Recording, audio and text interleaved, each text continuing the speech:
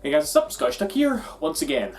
Right, I think this is the first collection update I've done, like, post-lockdown, you know? And I've not been buying too many games as a result, you know? I'm kind of wanting to, like, pick back up with it and all that. But, yeah, I finally have some games and some stuff to show off, so thought I'd do it here with you now. Now, I don't know if this was necessarily influenced by, you know, the lockdown and shit, but I've been buying quite a few games digitally as of late, mainly on Steam because, you know, they're on sale or I prefer to play them on PC, etc, etc. Not going to go over everything, but just to like name a few. Just yesterday I finished actually Resident Evil 3 on Steam. Good game, really good game actually, but yeah, my opinions kind of like mirror that of like most other people, you know. Nemesis, he's not as good as Mr. X, the game is really short, I don't give a shit about, what is it, Project Resistance, is that what it was called again? Or whatever. Doom Eternal, holy shit, that was fucking amazing. One of my games of the year for sure. What else? Shantae and the Seven Sirens, that was pretty good. Hatsune Miku, because I'm awful, bought that on the Switch, and there's probably more that I can't remember right away. I usually tweet about games that I play and all that, so I don't know, go look there, if you must, but let's get on to physical shit here, shall we? Now, speaking of Doom Eternal, here we have Animal Crossing New Horizons. I don't know how much I talked about it on here, right, but guys, I really fell in love with the Doom Guy and Isabelle meme. Like, I thought it was just so brilliant, and it actually got me hyped for both games, quite frankly. And yeah, Animal Crossing New Horizons, it kind of met the same fate as every other Animal Crossing game I've ever played. I played it for like half a dozen hours or something, then I realised it's like, I'm not really feeling this, and I just put it by, you know. I don't know what it is, I'm just not into Animal Crossing. I'm very, very clearly in the minority on that one, but yeah, it's just how it is. But you'll never hear me call it bad, alright? It's just not something that I feel, you know? Speaking of feeling it, oh my god, that was brilliant. That was so fucking good. Xenoblade Chronicles Definitive Edition. I just put up like a video about this the other day. Not played the main game yet, or at least I've only played very little of the main game, I should say, but I did play the extra scenario that was in this, and I fucking loved it, guys. Honest to God, could not recommend it enough. Monolith did a fantastic job with that. As a Xenoblade fan, it was like it was a really awesome experience to play through.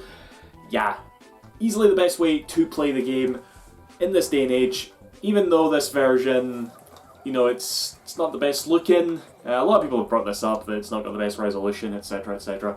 That's true, but it's still the best way to play it, so yeah, take that for what you will.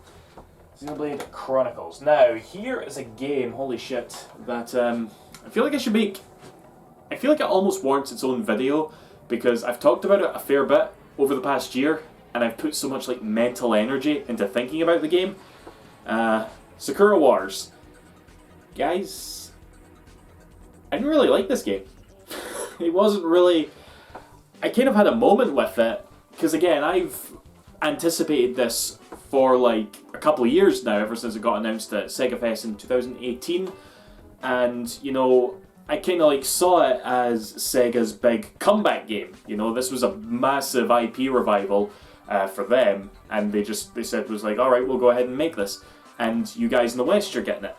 And it is a good game, okay? I think it's turned out very good. Maybe not amazing, you know, there are definitely some issues with it that a bunch of other people have pointed out, but it's definitely turned out good. And I think because of that, I'm not as bummed out, you know. I saw it as Sega trying to revive one of their older IPs, and in that regard, they've been successful. So, not really liking it. It's kind of it sucks, you know, because obviously I would have preferred to like it. It's just, I just didn't like the story or the characters. Like, this girl on the cover here, Sakura Amiyama, I don't like her. Like, you get to a certain point in the story, and maybe I should make a video about this, but I don't know, because I do have a lot to say. But either way, good game, but wasn't for me. That's all I'll say about that. So, yeah, Sakura Wars. Next up, we have holy shit. I was just on eBay randomly, and no, I wasn't just on eBay randomly. I just randomly remembered this game existed. Never thought about it for years. Then I remembered, oh yeah, that was a game, and I just said fuck it and bought it. Fuse. Who remembers this? You probably don't, but you probably do recognise the logo at the bottom there. Yeah, this is that time Insomniac made like a squad-based shooting game with EA. Mental. It's still in its cellophane. I only have it on 360 because it was cheaper. I didn't know what was the best version to get, PS3 or 360. But this version, you know, I kind of bought it and I thought, oh, I'll play it on the Xbox One, you know, because I still have the Xbox One set up for when I'm playing Phantasy Star and all that. And it's not backwards compatible, you know. EA or Insomniac or whoever's in charge with that has not set up fucking Fuse to be backwards compatible yet. Okay, and that list is quite big, you know. There's not a lot of, from what I understand, games out there that aren't backwards compatible. So it's weird that, probably not that weird actually. Nobody ever talks about this game, especially not Insomniac. So, yeah. But I want to play it. I do want to play it at some point, just to say that I have, basically. So we'll see. Next up we have now. I got this for a $5. NES America was like, I think they were like trying to empty out their stock or something, because they were selling this for a $5, and I just saw it and I was like, okay, fine. That's Etrain Odyssey Mystery Dungeon. Etrain Odyssey, well actually the full name is Etrain Mystery Dungeon, but it is a spin-off of the Etrain Odyssey series, and Etrain Odyssey is my favourite series to collect and never play. Seriously, I own like every single Etrain Odyssey game. Don't even like them. I don't know why I do that. I just do, but yeah, I now have this. Never bothered with it back in the day because, you know, like I said, it's a spin-off game, but I've got it new for a $5, so that's not bad. Okay, and lastly, I put a picture of this up on Twitter, but I grabbed this as well. This is the Core Graphics Mini, also known as the TurboGrafx PC Mini. I can't remember the last time I gave fucking Konami money, by the way, you know? It's been a while. But yeah, this is obviously, you know, for those of you who don't know, I should say, the TurboGrafx was a console by Hudson Soft, the creators of like Bomberman, Adventure Island and all that. And a few years ago they were actually bought out by Konami and they just closed them down. Like, the name Hudson Soft ceased to be once Konami like bought them and they just absorbed them into themselves, which was a lot of people saw it as like kind of a lame move at the time, you know. It wasn't like, say, good comparison was like when Sega bought Atlas, you know. They didn't just close down Atlas. Atlas still gets to keep its name and all that. So as a result, the Hudson Soft name or logo is nowhere on this box or on the console. And yeah, that's a very Konami thing to do, I suppose. But regardless, guys, this is wonderful. I'm really digging this, alright? It's by M2, who also did the, you know, the Mega Drive Mini. It's got that same level of quality when it comes to emulation, and that quality is mostly excellent. There's some setbacks here and there that was also present on the Mega Drive Mini, but it's honestly not enough to like muddy any experiences you have, and I've never even played pretty much all of these games before, so I don't even know, don't even catch as many inconsistencies. I've only beaten one game so far. I beat Splatterhouse, which was a game I always wanted to play, but I'm planning to like stick around and try out a bunch of these games. Any shortcomings I have, I guess it's a little bit on the pricey side. This was £100 compared to the Mega Drive Mini, which was like 70, or was it 60? Fair bit cheaper anyway, and this only comes with one controller as well.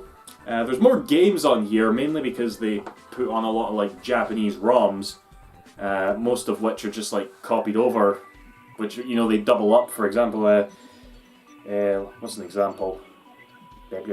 Utopia 1 and 2, there we go. You've got the Japanese versions and you've got the English versions on here as well, at least for one of them. I don't know, but yeah, so apart from that, it was just like, I don't have any buyer's remorse, basically, even though it is a little bit on the pricey side. And I would actually recommend picking these up because this got delayed because of the lockdown, the virus and all that. And it was exclusive to Amazon, and it just kind of like launched out of nowhere. You know, there wasn't really any, because it got delayed and they just like plopped it on there. There wasn't really any, I guess, hype surrounding it, which again is a very Konami way of marketing their games. But I have a feeling this is going to go up in price, if anything. You know, I can't see them maybe making any more of these, but you never know, I suppose. But either way, nice little box, really nice little box for sure. When I say box, I mean the fucking console, not this box specifically. You get the idea.